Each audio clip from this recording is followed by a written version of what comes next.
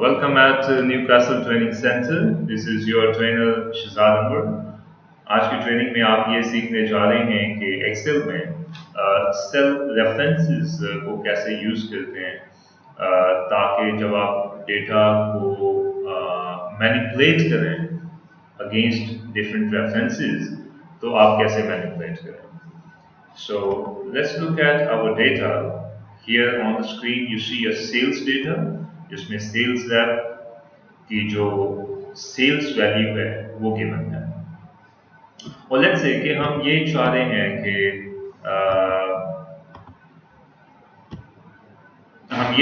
हैं कि यहाँ पर हमें कमीशन जो सेल्स कमीशन है वो शो हो. So let's do that guys. Just a minute, let me pin this on the screen ताकि फॉर्मेटिंग टूल्स को हम यूज कर सकें. और यहाँ पे अब हम कमीशन जो है वो दी सेल्स रेप वो लेना चाहते हैं. हमारा कमीशन रेट है लेट्स से 10%, कि 10% ऑन द सेल हम अपने सेल्स रेप को कमीशन देने जा रहे हैं. तो इसको कैसे करेंगे? Very simple. You know that कि आप सेल्स को मल्टीप्लाई कर दें कमीशन के साथ which is 10%, so you get the value. Okay, और बाकी सब वैल्यूज नीचे ऑटो पॉपुलेट हो गई. लेकिन आप देख रहे हैं कि रेफरेंसेस में कहीं बहुत सारी जगहों पे ये नंबर साइन वैल्यू दिया हुआ है. इट मींस कि there is something wrong. Let's first look at this. $5,000 का सेल है और उसके ऊपर commission 10% which is $500. fine. And if we change here, let's say $6,000 का सेल है, so commission is $600 which is fine. So हमारा formula तो काम कर रहा है. और इस फॉर्मूला को अब अगर हमको नीचे अप्लाई करना तो हम क्या करें कि इस सेल हैंडल से इस फॉर्मूला को नीचे ड्रैग करना है. और जब हमने ड्रैग किया तो हमें देखा कि नीचे number value which means something wrong with this formula. तो जो फॉर्मूला हमने लगाया वो क्या है कि sales multiplied by commission rate and we get this value. और यहाँ पे जो फॉर्मूला कॉपी हुआ है that is sales multiplied by this cell. और ये जो रेफरेंस है G3 reference, this is wrong. इसको ये G2 रेफरेंस होना चाहिए था, सेल G2 रेफरेंस. और मजीद अगर आप नीचे आए सॉरी यहाँ पे डबल क्लिक करें तो आप देखें कि सेल्स मल्टीप्लाइड बाय दिस. तो ये जो रेफरेंस चेंज हो रहा है ऑफ दिस कमीशन 10%, इस रेफरेंस को हमको फिक्स करना है ताकि जब हम फॉर्मूला को नीचे कॉपी करें तो G2 कमीशन रेट जहां पे हमने टाइप किया हुआ है इसका रेफरेंस चेंज ना हो. सो इस सेल रेफरेंस को हमें अपने फॉर्मूला में फिक्स करना है. उसको कहते हैं एब्सोल्यूट करना है ताकि वो अपनी जगह के ऊपर मौजूद रहे और वो चेंज ना हो. ओके, सो इसको एब्सोल्यूट करने के लिए सेल रेफरेंस को हम डॉलर साइन का इस्तेमाल करते हैं. Dollar sign. सो अगर तो हमें कॉलम को एब्सोल्यूट करना है तो कॉलम के आगे डॉलर साइन लगा दें. और अगर हमें रो को एब्सोल्यूट करना है तो रो के साथ डॉलर साइन लगा दें. Now let's change our formula. इस फार्मूला में हम जाएं और हम देखेंगे हमको इस फार्मूला को अगर हम नीचे कॉपी करेंगे तो नीचे कॉपी करने से कॉलम तो सेम रहता है G, लेकिन रो नंबर चेंज हो जाता है. Is it? सो फॉर्मूला को जब हम एक सेल में नीचे कॉपी करें तो रो नंबर्स चेंज हो जाते हैं. तो हमें रो नंबर को चेंज नहीं करना बल्कि रो नंबर को एब्सोल्यूट करना है.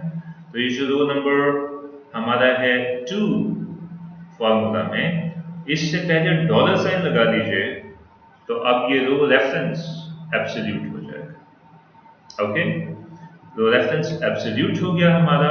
तो आप देख रहे हैं कि सब वैल्यूज बहुत ठीक हो गए. आप जस्ट डबल क्लिक और आप देखें कि रेफरेंस वही G2 के ऊपर है. कहीं भी फॉर्मूला में डबल क्लिक करें तो रेफरेंस G2 के ऊपर है. Okay guys, so this is how we make our references absolute.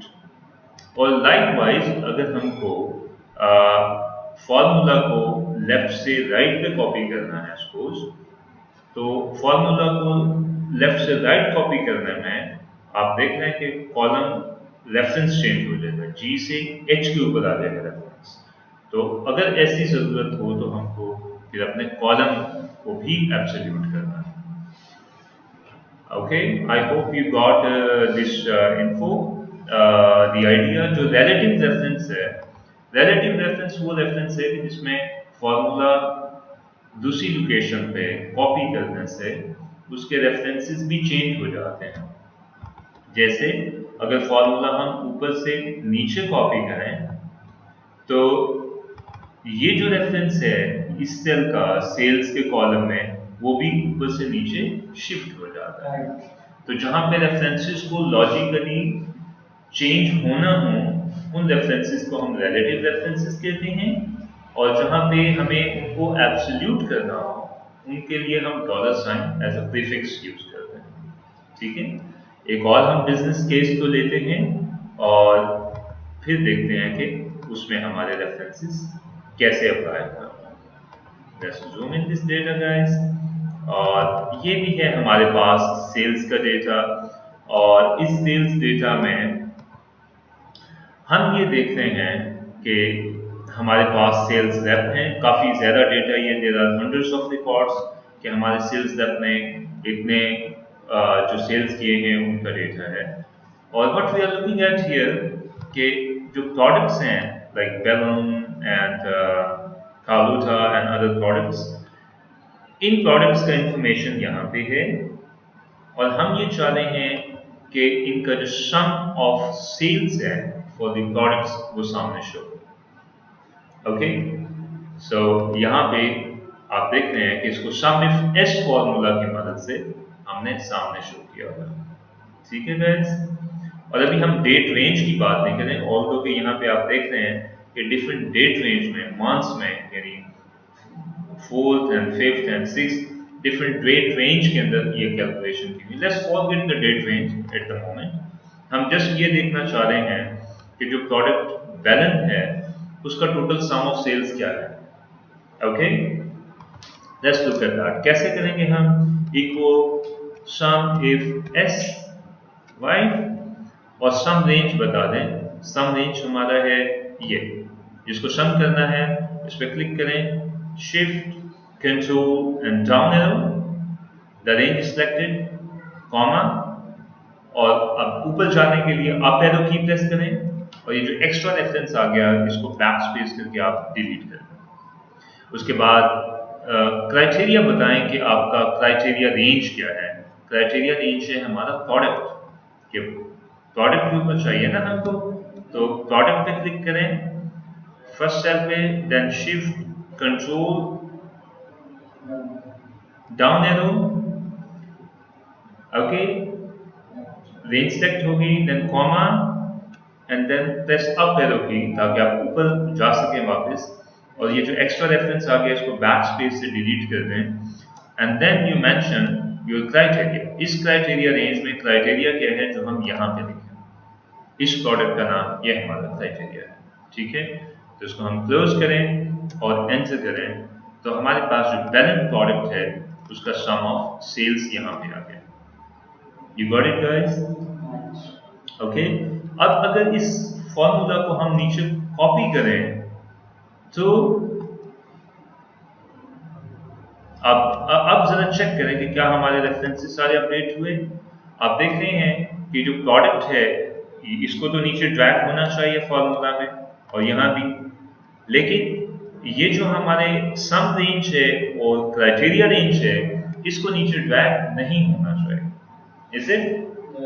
तो इसका मतलब कि हमें अपनी रेंज जो है सम रेंज एंड क्राइटेरिया रेंज, इनके रेफरेंसेस को एब्सोल्यूट करना होगा, राइट? इनके रोज और कॉलम्स मैंने भी घर में लगाया था ना, यस, तो मुझे समझ नहीं आ रही थी, मैंने कहा कि ये निचले हिस्से में क्यों जा, या सो लेट्स डू दैट। हमें अपने ये जो क्राइटेरिया रेंज है और सम रेंज है इसको एब्सोल्यूट करना है। सो व्हाट वी डू, ये हमारी सम रेंज है, इसको एब्सोल्यूट कर दें, कॉलम को भी एब्सोल्यूट कर दें, डॉलर। अच्छा, ऊपर से जब हम फॉर्मूला को ऊपर से नीचे कॉपी कर रहे हैं गाइस, तो क्या चेंज होता है?